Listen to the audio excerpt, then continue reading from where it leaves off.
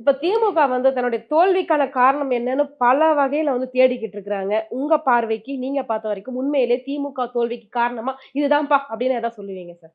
ஏதாவது சொல்லுவீங்களா அப்படின்னு பார்த்தீங்கன்னா, நான் சொன்னேன்னா வந்து இப்ப எலக்ஷன் கமிஷன் தான் ஒரு முக்கிய காரணம்.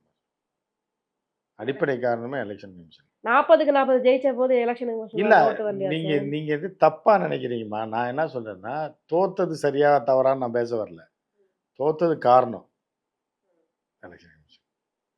அது அதோட ஏன் சிறப்பா என்ன ரீசன்னு தெரியணும். அததாம்மா இவிஎம் மிஷின் சொல்றீங்களா? அதெல்லாம் இல்லம்மா. இப்ப 50 வயசுக்கு மேல இருக்கவங்கள பூரா இது எலக்ஷன் கமிஷன் காலி பண்ணிருச்சு. 40,000 பேர ஓட்டு போட விடாம பண்ணிருச்சு. திராவிட சித்தாந்தங்கள், அரசியல் தெரிஞ்சவங்க பூரா. இப்ப ஜென்சி கிட்ஸ் தான் இருக்காங்க. ஜென்சி கிட்ஸுக்கு வந்து என்ன தெரியும்னு எல்லாருக்குமே தெரியும். அவங்க எவ்வளோ பெரிய அறிவுஜீவி உண்மையிலே பெரிய அறிவுஜீவிகள் தான் அவங்க. பெரிய மாற்றங்களை கொண்டு. ஸோ அப்ப இந்த திராவிட இயக்கங்களுக்கு ஓட்டு போடக்கூடிய 50 வயசுக்கு மேல இருக்கவங்கலாம் முடிச்சுக்கிட்டாங்க. 40,000 பேர், 50,000 பேர் தூக்கும்போது ஆட்டோமேட்டிக்கா திமுக தோத்துருச்சு. பெரியவங்க எத்தனையோ பேர் போய் ஓட்டு போட்டு வந்திருக்காங்கல்ல சார். அதுக்குன்னு என்ன அதுக்காக சார் சொல்லுவீங்க? எல்லாத்தையுமாம்மா இது பண்ண முடியும். பொய்யில வந்து ஒரு ஒரு பொய்ய நம்பும்படியா நம்பணும் அப்படின்னா, அதில உண்மையும் கலந்திருக்கணும். வெறும் பொய்ய மட்டும் சொன்னா நம்ப மாட்டாங்க. உண்மையும் கலந்திருக்கிறனால அது 4 பேர் போடத்தான் செய்வாங்க. புரியுதா உங்களுக்கு? ஆக எல்லா வயசான ஆளையும் போட்டு தள்ளிருவாங்கன்னு எப்படி சொல்ல முடியும்? உண்மையிலேயே பார்த்தீங்க அப்டின்னா, இதுக்கு முன்னாடி எலக்ஷனுக்கு வரைக்கும் பார்த்தீங்க அப்டின்னா, தாவேகா வந்துட்டு பாஜக தான் இயக்கிக்கிட்டு இருக்குது. பின்னாடி பாஜக தான் இருக்குது அப்டின்னு சொன்னாங்க. ஆனா எலக்ஷன் முடிஞ்ச பிறகு அவருடைய ஒவ்வொரு நடவடிக்கைகளும் நான் அப்படி கிடையாது. எனக்கு பின்னாடி பாஜக கிடையாது. நான் சுயமா இருக்கிறேன்றத ஒவ்வொரு விஷயத்திலயும் காட்டிக்கிட்டு இருக்கிறாங்க. அமைச்சரவையில அதிமுகவுக்கு கூட பங்கு தரவே இல்ல. இவங்கள தான் கூப்பிட்டு குடுத்துருக்காங்க.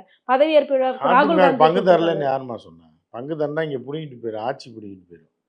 மொத்த அதிமுக வந்தா குடுத்துருப்பாங்க. அமைச்சரவையில குடுக்கலல்ல சார். அ எப்படிம்மா கட்சி பதவி போயிருமேம்மா. அவங்க 2/3 இல்லையே. அவர் எப்படி பதவி தர முடியும்? நீங்க வடிவேல் காமெடி மாரி தான் கேள்வி கேட்குறீங்க.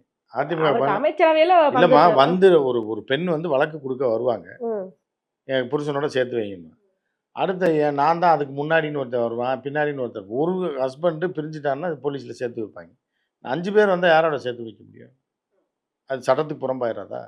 அந்த மாரி தான் அதிமுக. நீங்க அதிமுகன்னு வந்துருந்துச்சுன்னா சேர்த்துருப்பாங்க.